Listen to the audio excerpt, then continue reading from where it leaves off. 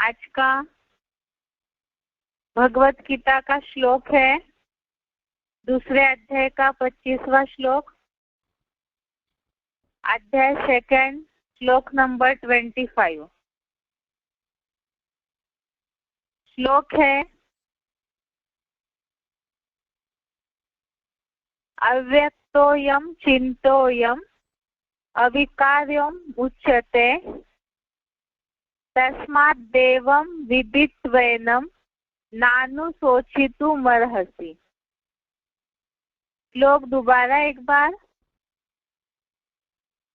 अव्यक्तोऽयं चिन्तोऽयम् अविकार्योऽयम् उच्यते तस्मात् देवं विदित्वैनं नानुशोचितुम् अर्हसि। एक बार संधि विच्छेद देखते हैं। अव्यक्त, अयम, अचिन्त्य, अयम, अविकार्य, अयम उच्यते तस्मात् एवं विदित्वा एनं न अनुशोचितुम् अर्हसि। संधि विच्छेद दोबारा। अव्यक्त, अयम, अचिन्त्य, अयम, अविकार्य, अयम उच्यते तस्मात् एवं विदित्वा एनं न अनुशोचितुम् अर्हसि। अभी शब्दों का अर्थ देखते हैं।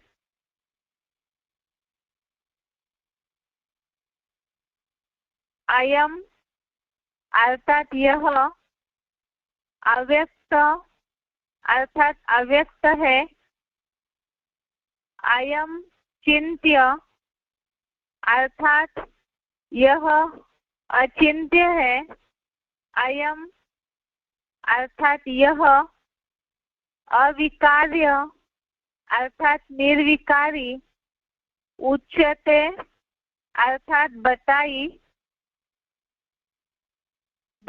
जाती है, तस्मात् अर्थात इसलिए, एनम एवं इसको ऐसा, विदित्वा अर्थात जानकर, अनुशोचितुम अर्थात शोक करने के, न अर्हसि अर्थात योग्य नहीं है।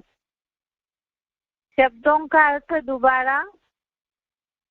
अयम अर्थात यह, अव्यक्त अर्थात अव्यक्त है, अयम चिन्त्य अर्थात यह अचिन्त्य है, अयम अर्थात यह अविकार्य अर्थात निर्विकारी, उच्यते अर्थात बताई जाती है, तस्मात् अर्थात इसलिए, एनम एवं अर्थात इसको ऐसा, विदित्वा अर्थात जानकर, अनुशोचितुम अर्थात शोक करने के, न अर्हसि अर्थात योग्य नहीं है।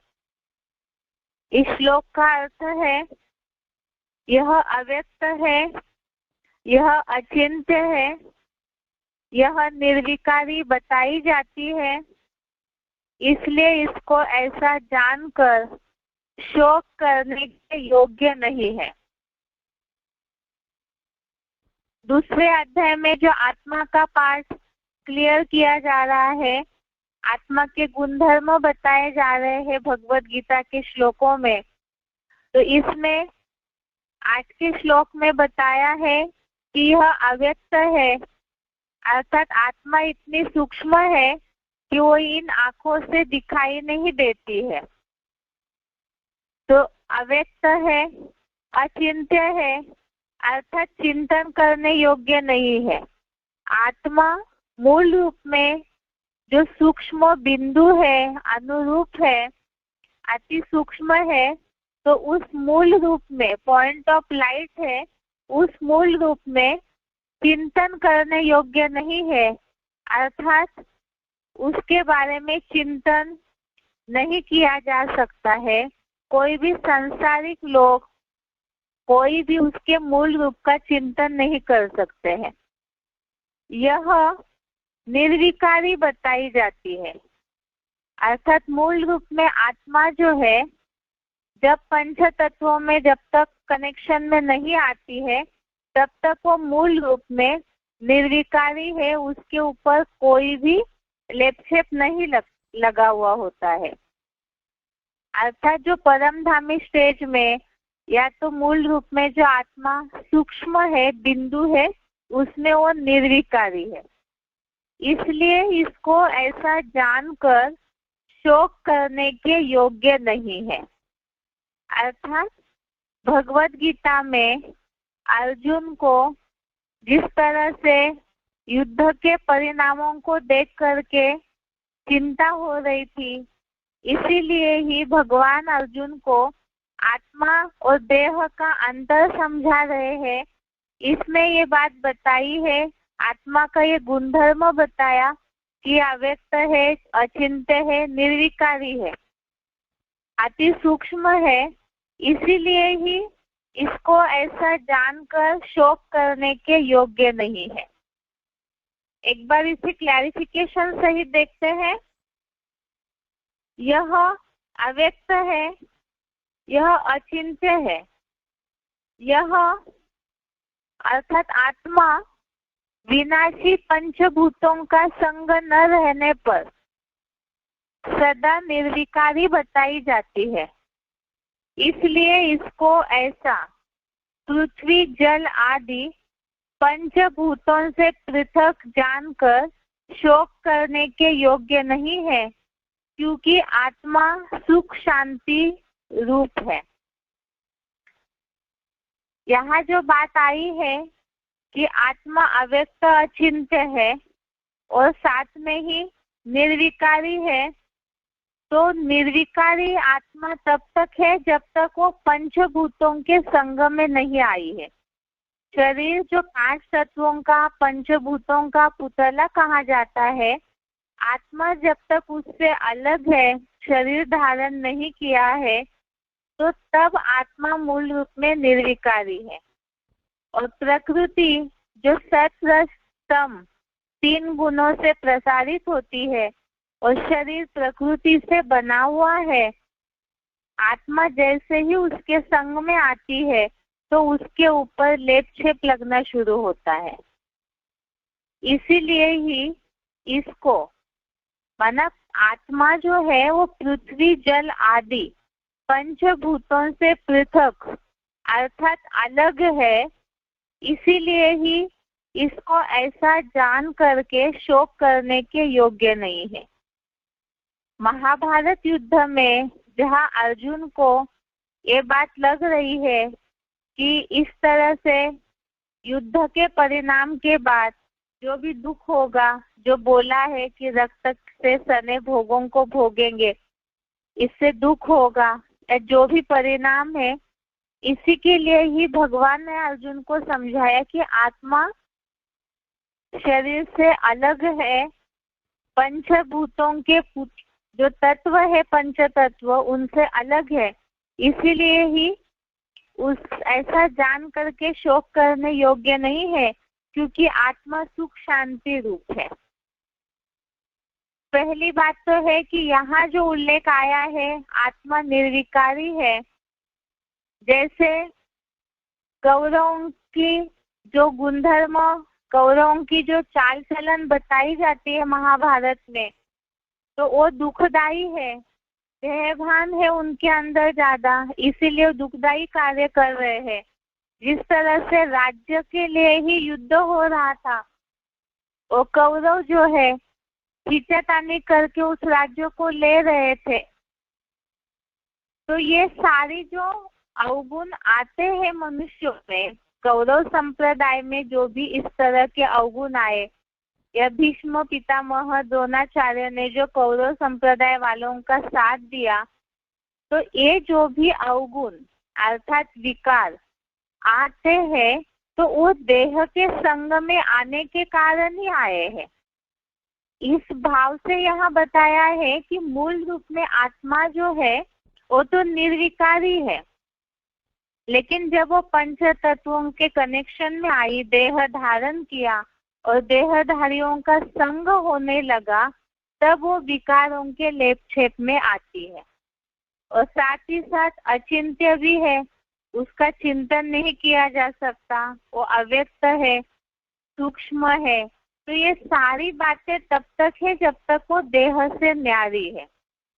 इसीलिए ही अर्जुन को ये जो लग रहा है, उनके मन में जो विचार चल रहे थे कि भीष्म पितामह या द्रोणाचार्य, महाभारत में ऐसे दिखाया जाता है कि वो कौरवों का साथ दे रहे हैं, या तो कौरव संप्रदाय जो अर्जुन के भाई है उसके बावजूद भी वो जो दुखदाई व्यवहार कर रहे हैं, तो उसके कारण भी अर्जुन की मनस्थिति खराब हो रही थी।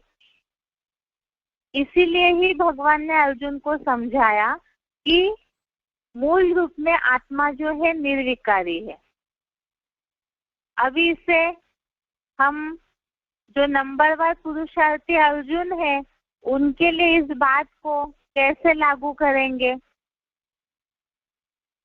मूल रूप में जैसे बताया अर्जुन के लिए, अर्जुन को भगवान ने समझाया कि युद्ध के बाद जो परिणाम निकलेगा, यह धर्म युद्ध जो है वास्तव में दुनिया में भी इस बात को माना जाता है। कई लोग इस तरह से जो गहराई से गीता को पढ़े हैं, कुछ लोग ऐसे समझते हैं कि वास्तव में भगवान ने जो युद्ध करवाया, महाभारत युद्ध, वो हिंसा के लिए नहीं करवाया है। और यहाँ भी हम ज्ञान के हिसाब से जानते हैं, शिव बाबा भी इस बात को बताते हैं कि वास्तव में वो कोई हिंसक युद्ध नहीं है। यहाँ है कि जो कौरव संप्रदाय वालों में अवगुण है, विकार भरे हुए हैं, देह भान के कारण जो भी कमियां भरी हुई है, तो उन कमियों को ज्ञान बाणों से मारने के लिए अर्जुन को बताया जा रहा है। अब यहाँ पुरुषार्थी जीवन में इस बात को कैसे लागू किया जाएगा कि आत्मा निर्विकारी है। तो देह भान जब आता है, ये भी एक धर्म क्षेत्र है, कुरुक्षेत्र है, तो इसमें भी पुरुषार्थ करते करते ब्राह्मणों के संगठन में एक दूसरे की कमियां तो दिखने में आती है। तो ये कमियां इसलिए दिखने में आती है क्योंकि सभी में देह भान है, और इसी के कारण कहीं ना कहीं संघर्ष या टकराहट होती है। यहाँ गीता के इस श्लोक से ये समझ सकते हैं कि वास्तव में आत्मिक स्थिति में अगर है तो आत्मिक स्थिति के आधार से हम किसी की भी कमियों को देखेंगे ही नहीं, क्योंकि आत्मा जब अपने मूल ज्योति बिंदु स्वरूप में मन बुद्धि की एकाग्रता के द्वारा स्थित हो जाती है आत्मिक स्थिति में, तो न ही किसी के अवगुण दिखाई देंगे। अवगुण दिखाई देते हैं, और अवगुण है जिसके लिए मुरलियों में शिव बाबा बोलते हैं कि देहभान के कारण ही भूले होती है। और अभी इस समय तो जब तक पूरा आत्मिक स्थिति में नहीं टिके हैं तब तक भूले तो होती ही है, लेकिन अवगुण देखने की ये जो कमी है ये इसलिए है क्योंकि देहभान है। अगर हम आत्मिक स्थिति में खुद टिके हुए हैं, औरों को भी आत्मिक स्थिति में, आत्मा ज्योति बिंदु स्थिति में मूल रूप में देखने का प्रयास करते हैं, तो ये संकल्प जरूर आएगा कि आत्मा निर्विकारी है। जैसे शिव बाबा मुरलियों में बोलते हैं, अव्यक्तवाणी में भी ये बात आई है कि बाप दादा बच्चों के भविष्य स्वरूप को देखते हैं, क्योंकि वर्तमान स्वरूप में तो देहभान के कारण सबका चरित्र, चेहरा, कर्म बिगड़े हुए हैं, क्योंकि पंच तत्वों के देहभान के संग में आने के कारण विकारी है। इसीलिए ही आत्मिक स्थिति में रह करके औरों को देखेंगे तो कमियां नजर नहीं आएगी, ये बुद्धि में रहेगा कि आत्मा मूल रूप में निर्विकारी है। तो धर्म युद्ध से प्रसार होने के लिए ये श्लोक है जिससे कि समझ सकते हैं कि आत्मा निर्विकारी है, तो किसी की कमियां देखनी ही नहीं है, क्योंकि सभी पुरुषार्थी है, सभी देवता बनने का ही इस धर्म युद्ध में पुरुषार्थ कर रहे हैं। तो यहाँ दूसरी बात है कि आत्मा अचिंत्य है बताया है।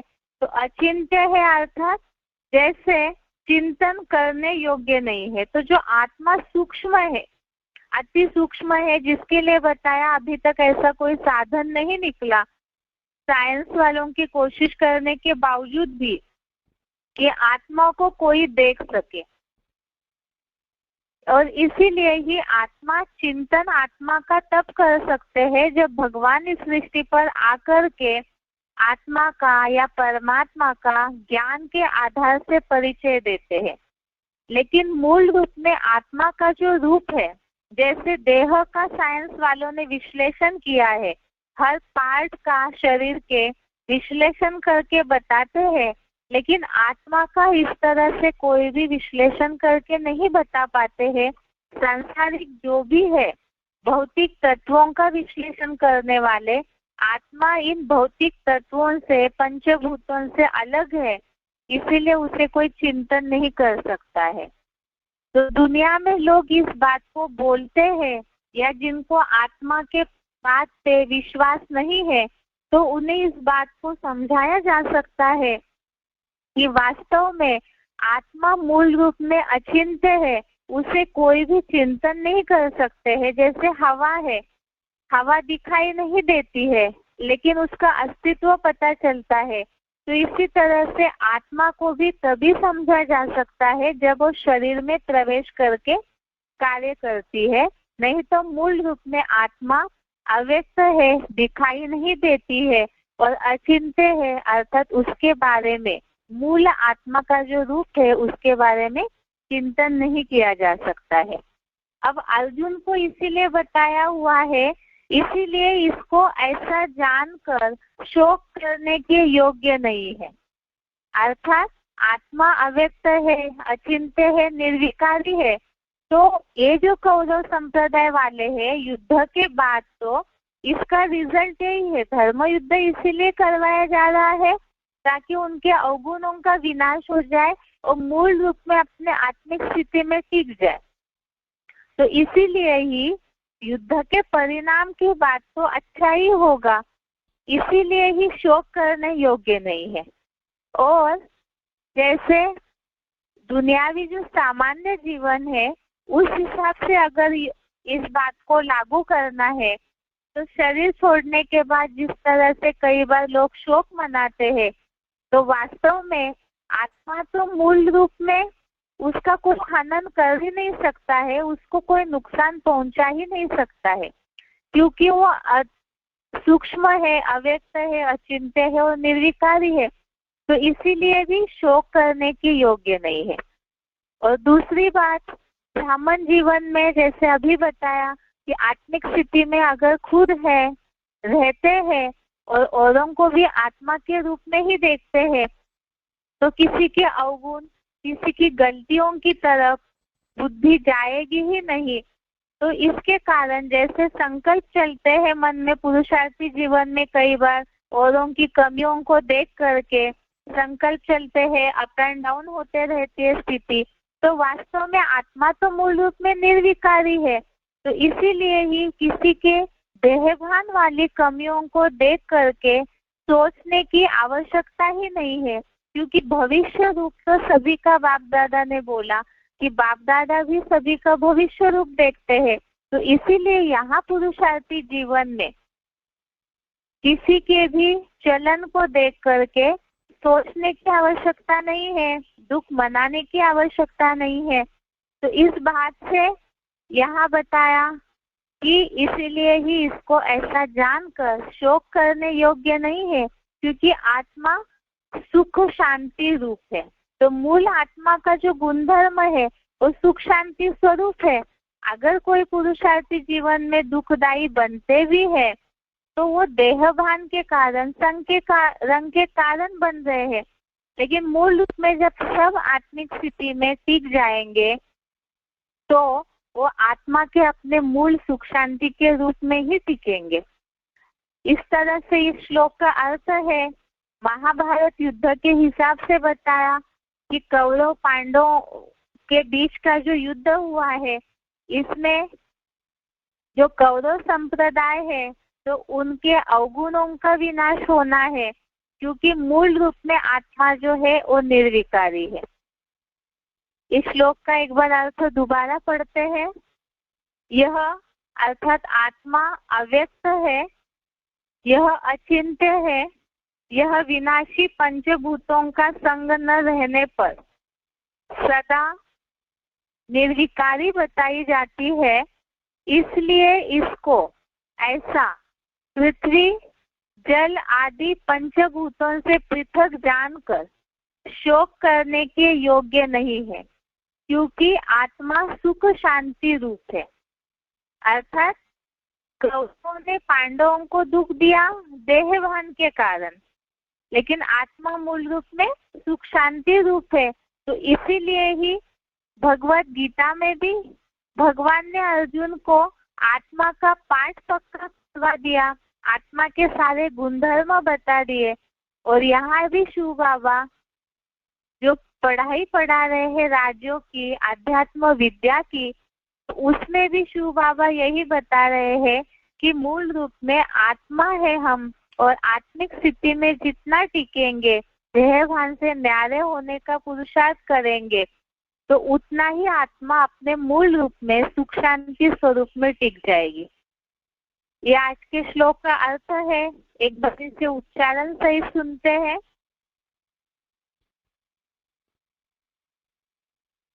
अव्यक्तोऽयमचिन्त्योऽयम् अविकार्योऽयमुच्यते तस्मादेवं विदित्वैनं नानुशोचितुमर्हसि।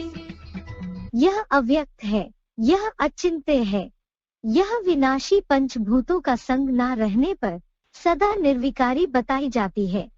इसलिए इसको ऐसा पृथ्वी जलादि पंचभूतों से पृथक जानकर शोक करने की योग्य नहीं है, क्योंकि आत्मा सुख शांति रूप है।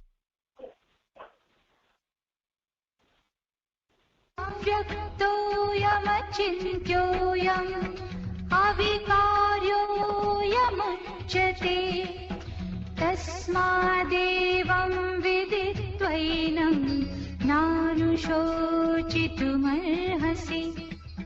यह अव्यक्त है, यह अचिंत्य है, यह विनाशी पंचभूतों का संग न रहने पर सदा निर्विकारी बताई जाती है।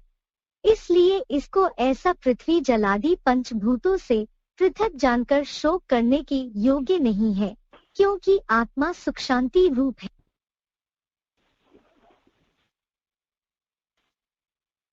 अभी बेसिक कोर्स देखते हैं। बेसिक कोर्स में हम समझ रहे थे कि स्वस्थिति का अभ्यास करना है तो किस तरह से देहभान से न्यारा होने के लिए क्या करना होगा। सबसे पहली स्टेप, मन की चंचलता को कम करना है, एकाग्र होना है। मन बुद्धि को आत्मा ज्योतिर्बिंदु की ओर खींच के ले जाना है। और उसके लिए क्या करना होगा, तो जहाँ जहाँ मन देह के संबंधियों पदार्थों में जा रहा है, उसे किस तरह से एकाग्र करना है, धीरे धीरे करके, नियमित करके।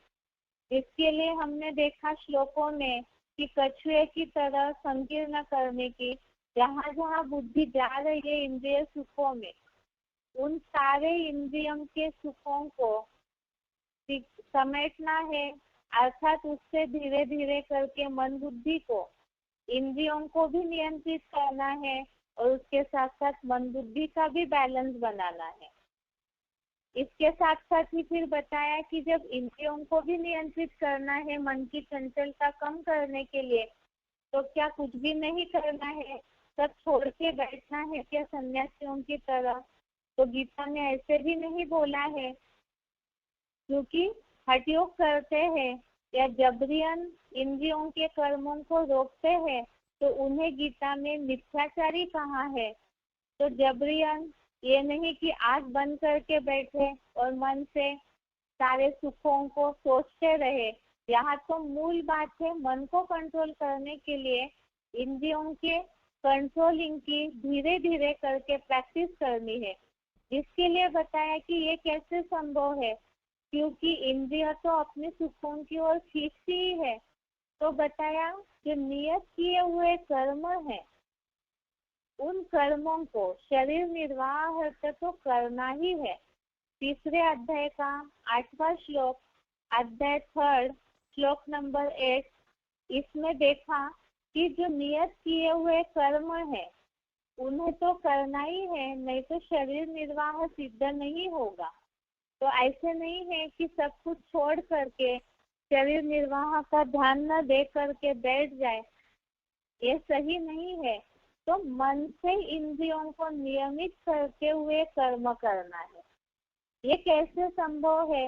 इंद्रियों से कर्म कर रहे हैं और मन नियमित रहे, तो इसके लिए ही संभव है ऐसा कंट्रोल कि इंद्रियों से कर्म कर रहे हैं लेकिन मन स्थिर है। उसके लिए ही गीता का 5वें अध्याय का 8वां और 9वां श्लोक देखा। अध्याय 5 श्लोक नंबर 8, 9, इसमें ये बात बताई है इंद्रियों से कर्म करते हुए भी मन पर इंद्रियों के विषय भोगों का अर्थात इंद्रियों पर जो सुख ले रहे हैं उसका असर न हो। ये कैसे संभव है? इसी को इस श्लोक में बताया कि जो 0 पाठधारी है, योगी है, तो उनके लिए बताया कि जो आत्म ज्योति में स्थिर योगी अकर्ता है, तो सब कुछ करते हुए जो स्वाभाविक कर्म है वो कर्म करते हुए भी जैसे कि कुछ नहीं करता है। तो शिव बाबा की याद मग्न होने पर ही ऐसा कंट्रोल संभव है। वो जब कर सकता है, अर्थात जो अव्वल नंबर है, एक योगी जब इस तरह से कर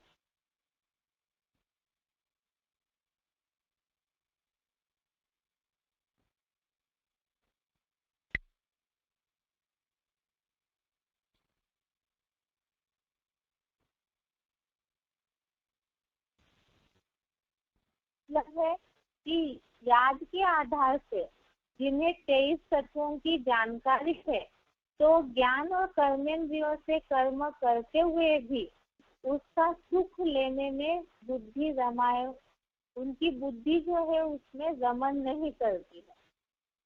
अब बात है वो कर सकते हैं, तो और जो नंबरवार मनुष्य है वो भी इस बात को कर सकते हैं कि इस दुनिया में कलयुगी संसार में रहते हुए भी मन जो है इंद्रियों को नियमित करते हुए मन कंट्रोल में रहे। अब ये कैसे संभव है? तो उसके लिए पहले हमें समझना होगा कि मन इंद्रियों के पीछे क्यों भागता है।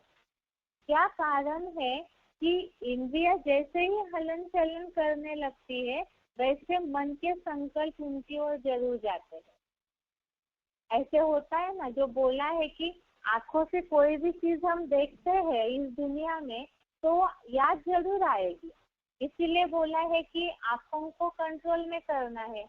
ये बस एक उदाहरण बताया जा रहा है, ऐसे हर इंद्रियों के लिए है। तो पहले तो है आंखें, आंखों से कुछ भी देखते हैं तो कहीं ना कहीं आंखों का कर्म होते ही मन में संकल्प जरूर चलते हैं। अर्थात ये है कि इंद्रियों के पीछे मन इसलिए भागता है सुख की चाह में। कुछ अच्छा देखने की इच्छा होती है या तो कानों से कुछ अच्छा सुनने की इच्छा होती है। हर इंद्रियों के लिए यही बात है, सुख लेने के लिए चाहता है मन, और इसीलिए ही इंद्रियों के पीछे मन भागता है।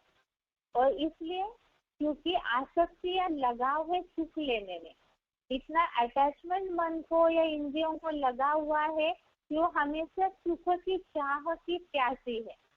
इसलिए क्योंकि जो शुरुआत का सुख है अतीन्द्रिय सुख, वो लेने की जो आदत हुई है मनुष्य को, वो सुख जब पूरा तरह से नष्ट हो गया तो इंद्रिय सुखों में, बाह्य सुख में, जो बहिर्मुखी इंद्रिया है, तो उन इंद्रियों के सुखों में मन बुद्धि खींची चली जाने लगी।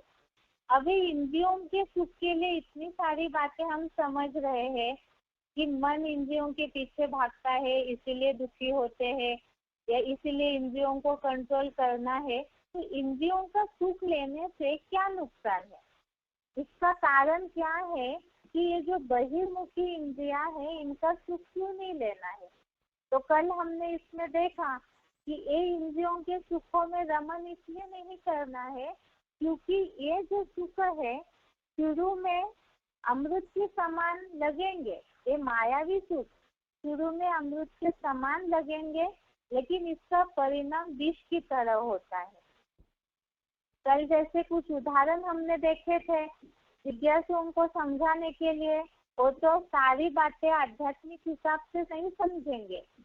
जिस दुनिया में, जिस व्यावहारिक जीवन को जी रहे हैं, रोज का जो जीवन जीते हैं जिज्ञासु दुनियावी लोग, उनको उनकी ही भाषा में समझाना पड़ेगा।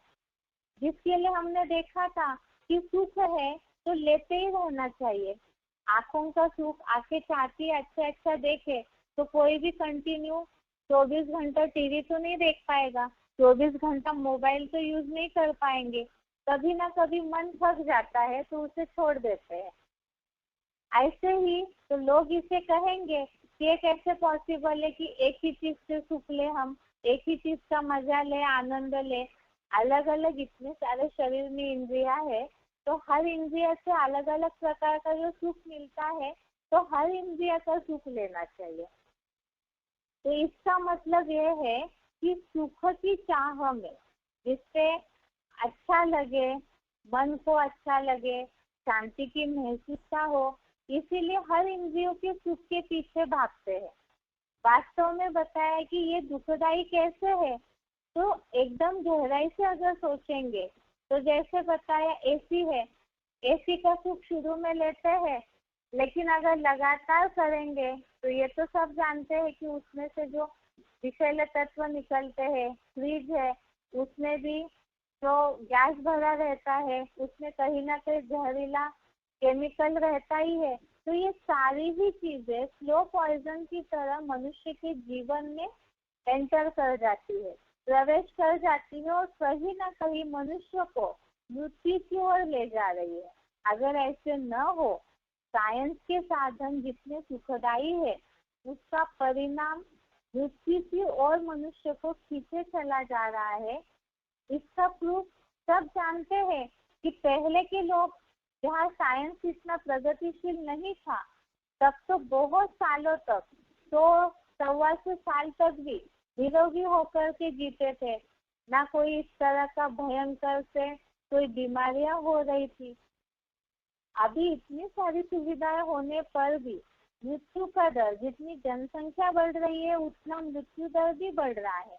इसका कारण साइंस के सुखों के मनुष्य आदी हो चुका है, भौतिक सुखों के, जिससे लोग सुख समझ रहे हैं, मजा लेना, जीवन का आनंद समझ रहे हैं। वास्तव में वो राजसी सुख है।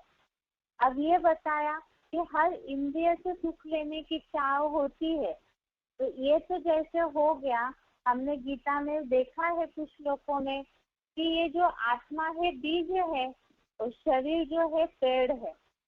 अब इस पेड़ की ये इंद्रिया जो है अलग अलग पत्ते हैं। अब पत्तों को पानी देते रहेंगे तो क्या पेड़ सरसज्ज होगा?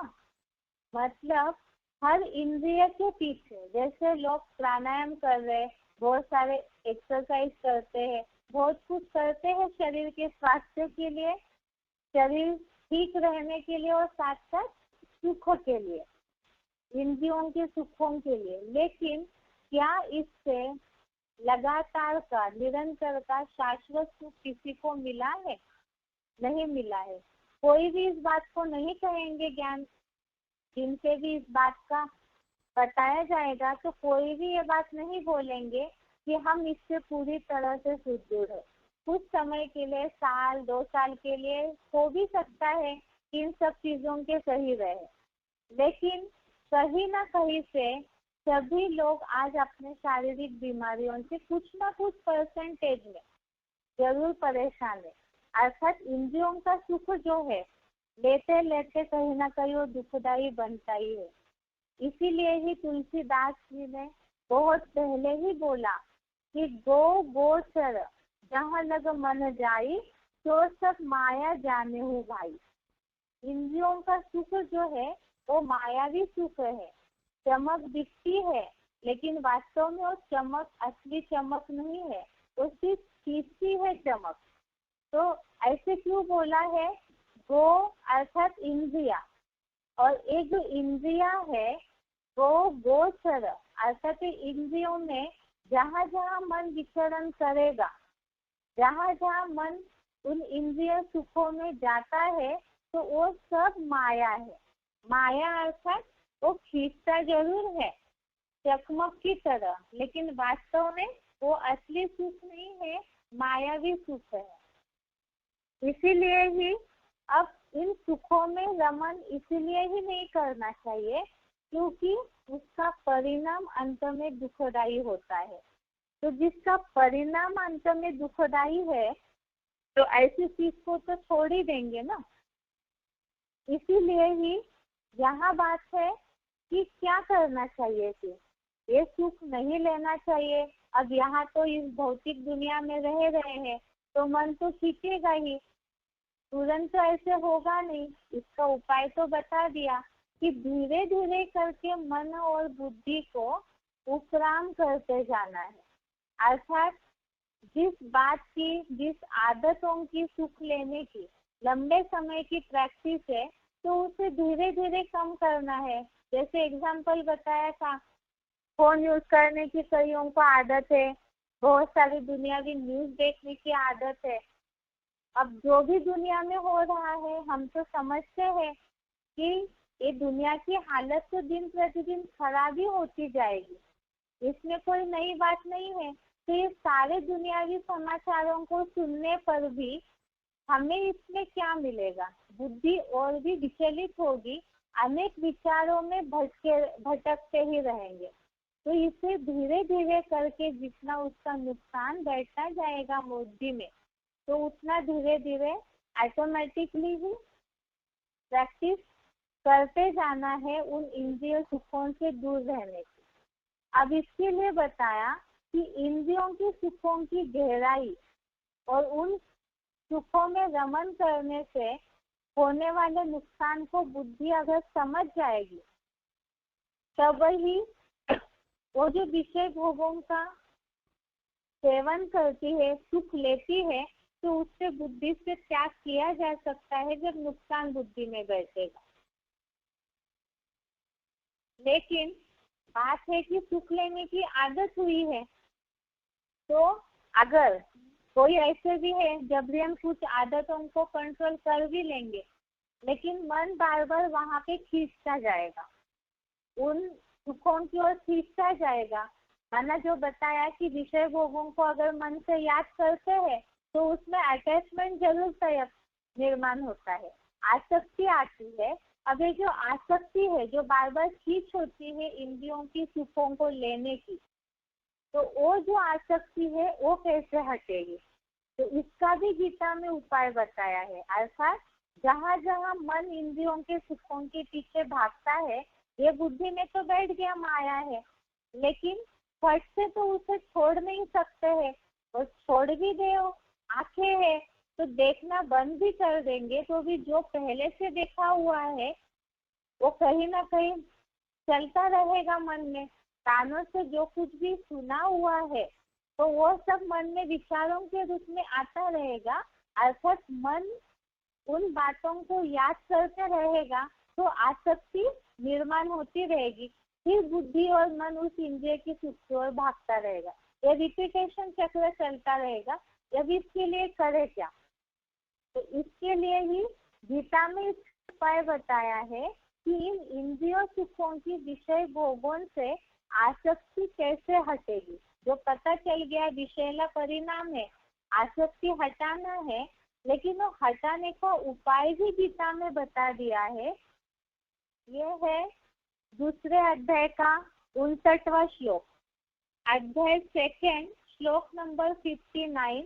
इसमें ये बात आई है कि ये सुख लेने की आसक्ति कैसे हटेगी। श्लोक है, विषया विनिवर्तन्ते निराहारस्य देहिनः रसवर्जं रस अपि अस्य परम दृष्ट्वा निवर्तते। सेकंड अध्याय 59 श्लोक दोबारा देखिए। विषया विनिवर्तन्ते निराहारस्य देहिनः रसवर्जं रस अपि अस्य परम दृष्ट्वा निवर्तते। अर्थात विषय भोग त्यागी देहधारी पुरुष के भोग हटते, विशेषता हटते हैं, यानी रस लेने की पूर्व अनुभूतियों वाली मानसिक आसक्ति नहीं हटती। अर्थात राजयोगी की तो आसक्ति भी कलातीत अतीन्द्रिय सुख के परमार्थ को देखकर पूरी ही हट जाती है। तो ये जैसे कि ये श्लोक का अर्थ बताया कि जो विषय भोग के त्यागी, अर्थात जो इंद्रिय सुख लेने की आदत जिनको हुई है, ऐसे देहधारियों ने वो सुख लेने का त्याग कर दिया। लेकिन जो रस लिया है इंद्रियों का, जो सुख लिया है इंद्रियों का, उसके प्रति जो अटैचमेंट है, अर्थात जो उसके प्रति संकल्प चलते हैं, अनुभूतियों वाली मानसिक आसक्ति नहीं हटती है।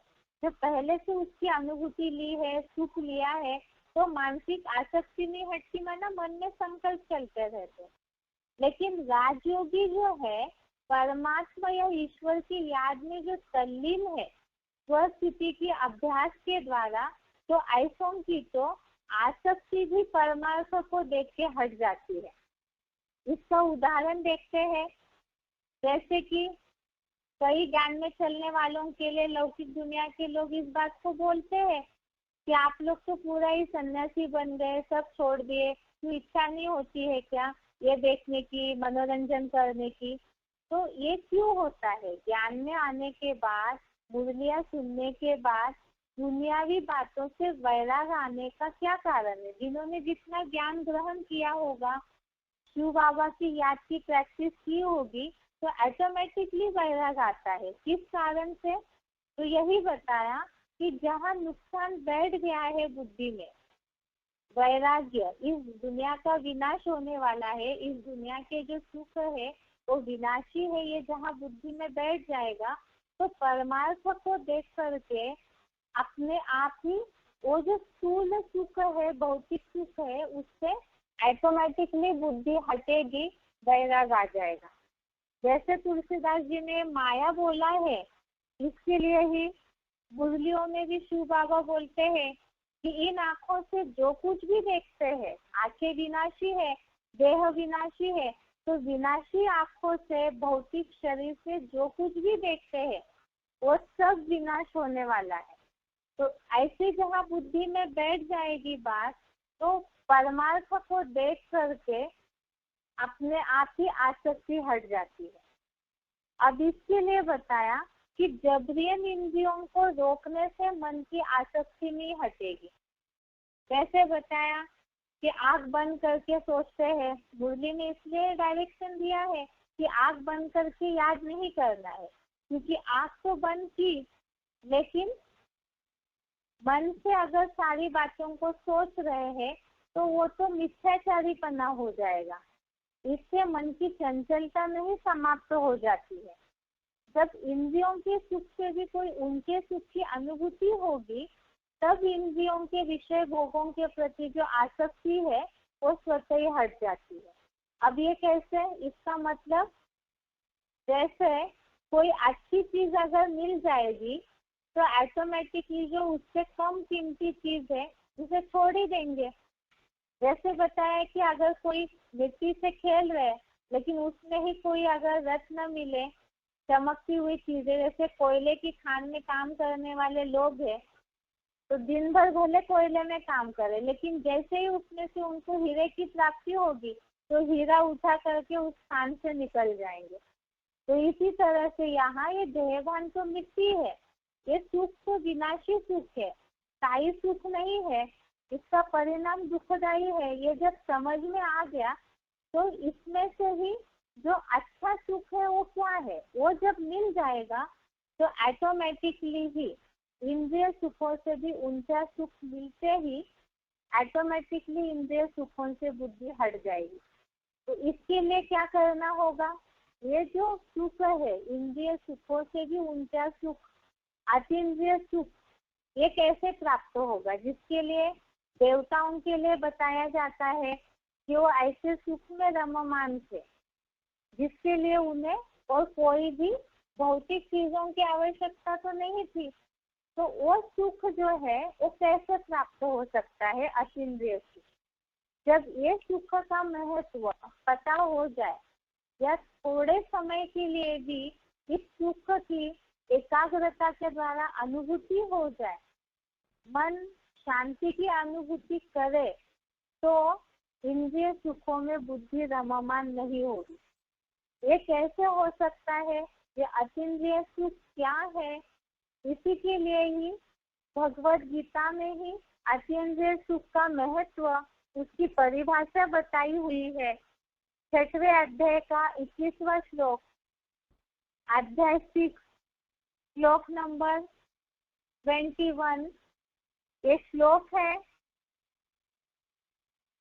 सुखम आत्यंतिकम यत् तद बुद्धि ग्राह्यम अतीन्द्रियम वेत्ति यत्र न च एव अयम स्थितः चलति तत्वतः।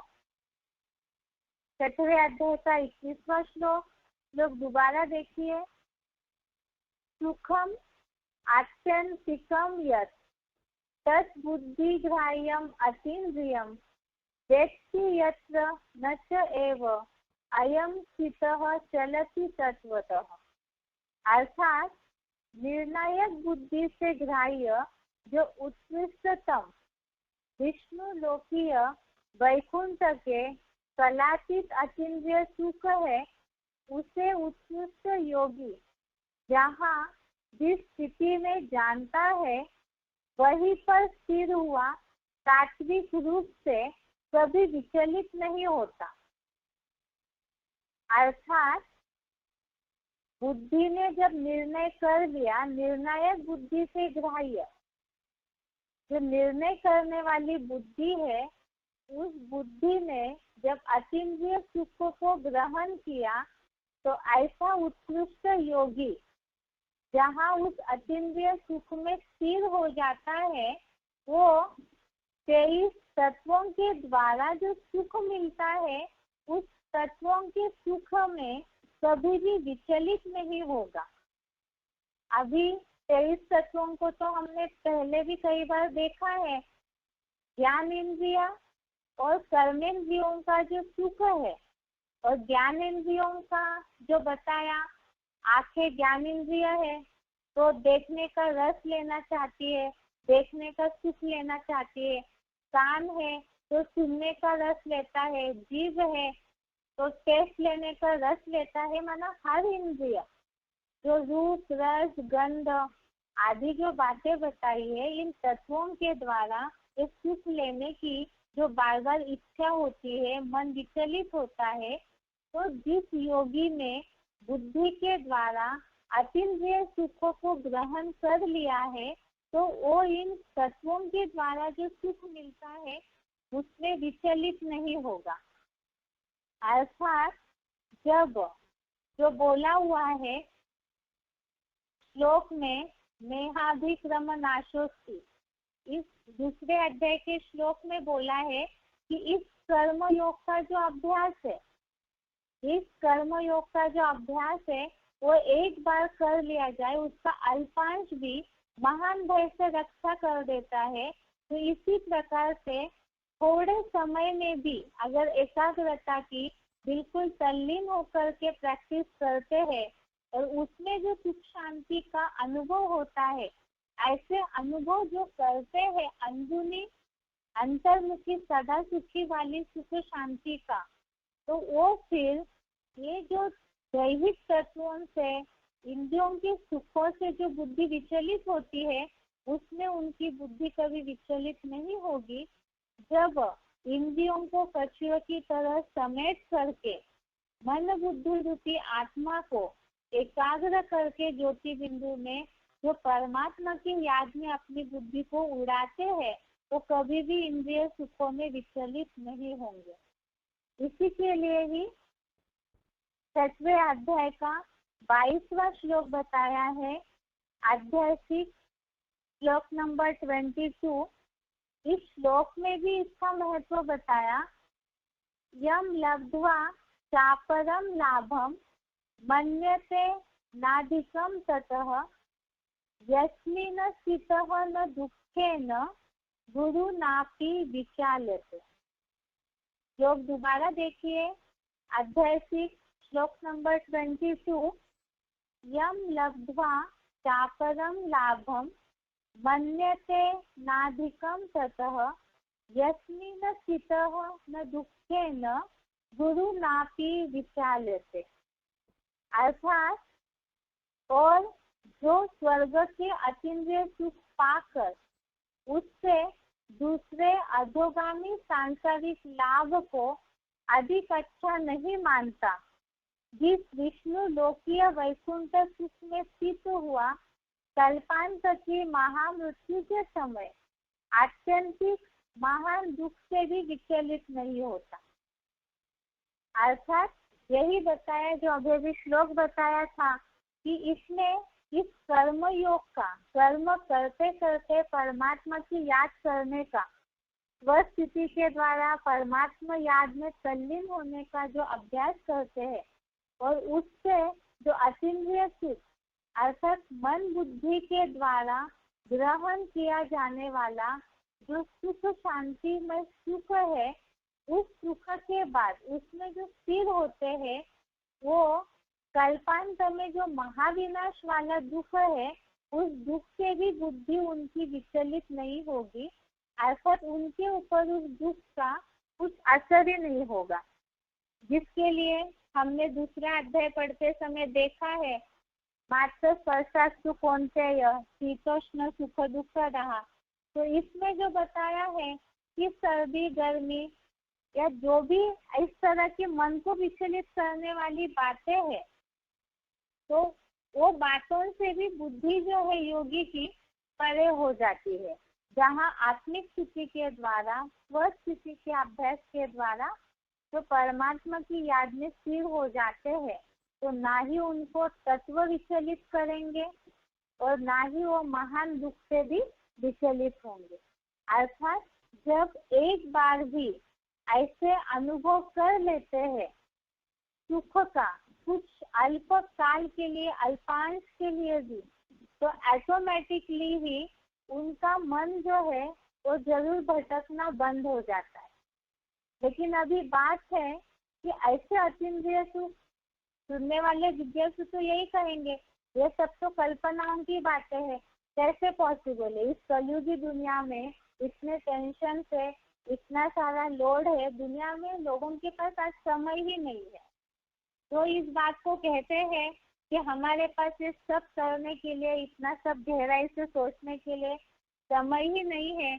तो उनसे ये पूछना है कि जब काल का बुलावा आता है, तो चाहे कितना भी अरबपति हो, कैसा भी व्यक्ति हो, चाहे अमेरिका के पीएम हो, चाहे दुनिया में कितना भी बिजी व्यक्ति हो, लेकिन जहाँ काल का बुलावा आता है, तो वहाँ अपने आप ही सबका समय निकल आता है। सब उस काल चक्र में ऐसे बंधे हुए हैं। तो इसी तरह से उसके पहले ही ऐसी तैयारी क्यों न करें जिससे कि हमें ऐसे सुख की प्राप्ति हो, जो महान जो भय है मृत्यु का, उससे भी विचलित न हो। अर्थात ही ऐसे याद की, ऐसे योग की प्रैक्टिस करें कि महाविनाश के समय भी स्थिर होकर के रह सके। इसीलिए ही इसके लिए बोला है यहाँ कोई 24 घंटे दुनियावी स्कूलों की तरह रात दिन 12 घंटे जग के पढ़ने की भी आवश्यकता नहीं है।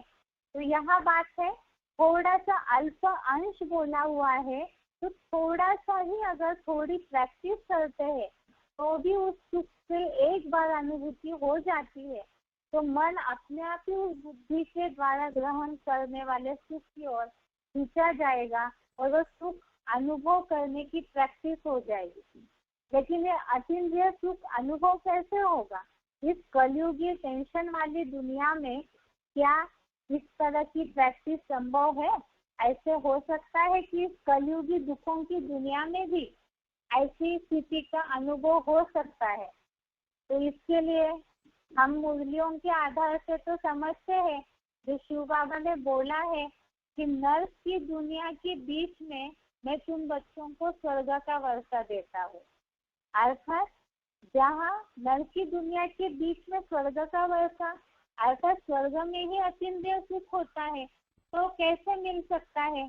वो बताया जहाँ परमार्थ को देख करके योगियों की 23 तत्वों से जो सुख लेने की आदत है उसमें बुद्धि विचलित नहीं होगी। लेकिन ये सुख अतीन्द्रिय सुख मिले नर्क की दुनिया के बीच में ही स्वर्ग की वह स्थिति के द्वारा अनुभूति हो, उसके लिए क्या करना चाहिए? इसके लिए ही ये टॉपिक है कि योग की अवस्था के द्वारा अतीन्द्रिय सुख की अनुभूति कैसे हो सकती है। इसके लिए गीता में क्या समाधान बताया है, क्या तरीका बताया है कि आत्मा जब परमात्मा की याद में एकाग्र हो जाती है तो उस योग की अवस्था में अतीन्द्रिय सुख की अनुभूति हो जाती है। अर्थात मन बुद्धि जहाँ बिल्कुल इंद्रिय सुखों से ऊपर चढ़ जाए, आत्म ज्योति बिंदु में पूरी तरह एकाग्र होके परमात्मा से कनेक्शन जुड़ जाए, तो वो अतीन्द्रिय सुख मन बुद्धि जो है बिल्कुल सुख शांति का अनुभव कर लेगी। एकदम निरंतर जो शाश्वत शांति है जिसे कोई हिला नहीं सकता है, ऐसे शांति की उस योगिक अवस्था में अनुभूति होती है। वो कैसे होगी? उसके लिए ही गीता में 6वें अध्याय का 19वां श्लोक बताया है। अध्याय 6 श्लोक नंबर 19। ये श्लोक है, यथा दीपो निवातस्थो न इंगते सोपमा स्मृता योगिनो यत चित्तस्य युञ्जतो योगम आत्मनः। अध्याय 6 श्लोक नंबर 19 श्लोक है, यथा दीपो निवातस्थो न इंगते सोपमा स्मृता योगिनो यत चित्तस्य युञ्जतो योगम आत्मनः। अर्थात जैसे निर्वात स्थान में दीपक खिलता नहीं, वैसे वशीभूत चित्त वाली आत्मा का लगाव परमात्मा से जुड़े तो योगी की वह उपमा याद की जाती है। जैसे दीपक है जहाँ बिल्कुल हवा नहीं आती होगी, निर्वात स्थान पे दीपक रखा हुआ है तो उसकी लौ जो है वो बिल्कुल स्थिर हो जाती है। तो इसी तरह से जिन्होंने अपने मन बुद्धि को वशीभूत कर लिया है, एकाग्र कर लिया है, ऐसे आत्मा का लगाव परमात्मा से जुड़ जाए तो योगी की वह दीपक की तरह मन बुद्धि जो है बिल्कुल स्थिर हो जाएगी और ऐसी स्थिर होने से अतीन्द्रिय सुख की अनुभूति होगी। अर्थात जैसे शिव बाबा मुरलियों में उदाहरण देते हैं कि अगर कोई महबूबा की याद में रास्ते से जा रहा है कारखाने की ओर और उसको कोई भी दिखाई नहीं देता है, कोई पूछे भी तो भी वो बता नहीं पाएगा कि उसने रास्ते में किसको देखा। तो ऐसी इस दुनिया में रहते हुए भी जो भगवान की याद में इतने स्थिर हो जाए कि दुनियावी बातें उनके ऊपर असर ही न करे, अब यहाँ यही बात है कि हम दुनियावी न्यूज देखते रहे, इंटरनेट के सारे समाचार कलेक्ट करते रहे, तो अभी तो ये प्रैक्टिस नहीं है कि सब कुछ सुनते देखते हुए भी मन ऊपर उड़े। तो इसके लिए ही इंद्रियों को कंट्रोल करने की आवश्यकता है और इस दुनिया में रहते हुए लगातार परमात्मा की याद में जहाँ बुद्धि उड़ती रहेगी तब वही मन बुद्धि स्थिर हो जाएगी। और ऐसे विस्तृत चित्त वाले के लिए ये उपमा, ये उदाहरण, ये एग्जाम्पल या उनकी तुलना की जाती है दीपक की तरह कि उसकी लौ हिलती नहीं है। और जब ऐसे स्थिर हो जाएगी मन बुद्धि तब उस अतीन्द्रिय सुख की अनुभूति होगी। इसी के लिए ही दूसरा श्लोक भी बताया है, 6वें अध्याय का 20वां श्लोक, अध्याय 6 श्लोक नंबर 20, यत्र उपरमते चित्तम निरुद्धम योग सेवया यत्र च एव आत्मना आत्मानं पश्यन् आत्मनि तुष्यति। इसमें भी यही बात बताई है कि जिस अव्यक्त अवस्था में आत्मा का परमात्मा के योग अभ्यास द्वारा नितांत वशीभूत चित्त परमात्मा में उपराम हो, जहाँ अपने मन बुद्धि से भ्रू मध्य में ज्योति बिंदु स्वरूप में स्थिर अव्यक्त आत्मा को देखता हुआ आत्म रूप परम पिता शिव समान परमात्मा में ही संतुष्ट होता है। ऐसे एक दिन में ही नहीं होगा। ये तो बताया कि जैसे पहली बार कोई ज्ञान में आते ही थोड़ी सी भी प्रैक्टिस करते हैं आत्मा ज्योति बिंदु समझने की, तो कईयों का ये अनुभव है कि पहली प्रैक्टिस में ही कहीं ना कहीं अनुभूति हो जाती है। जिसे शिव बाबा बोलते हैं कि फाउंडेशन में है आत्मिक स्थिति की प्रैक्टिस होनी चाहिए। बाकी यहाँ अतीन्द्रिय सुख की शाश्वत सुख की अनुभूति के लिए बताया कि योग अभ्यास द्वारा नितांत वशीभूत चित्त, जिस अव्यक्त अवस्था में आत्मा का परमात्मा से योग अभ्यास द्वारा नितांत वशीभूत चित्त परमात्मा में उपराम हो, अर्थात आत्मा मन बुद्धि जो है वो आत्मा ज्योति बिंदु में स्थिर होकर के परमात्मा के ही नजदीक रहे, तो ऐसा जो है उस याद की अनुभूति के द्वारा ही संतुष्ट हो जाएंगे। परमार्थ को देख करके आसक्ति अपने आप ही हट जाएगी और ऐसी सुख शांति की महसूसता होने के बाद फिर इंद्रिय सुखों में मन चलायमान नहीं होगा। यही बताया कि जब अच्छी चीज मिल जाएगी तो फिर जो इंद्रिय सुख वाली मिट्टी है, देहवान की मिट्टी में मन बुद्धि उन सुखों में नहीं जाएगी। अब ये अनुभूति अतीन्द्रिय सुख की अभी क्यों नहीं हो रही है, होने के लिए क्या करना चाहिए, तो उसके लिए हम कल देखते हैं। आज के लिए यहाँ तक ही। ओम शांति।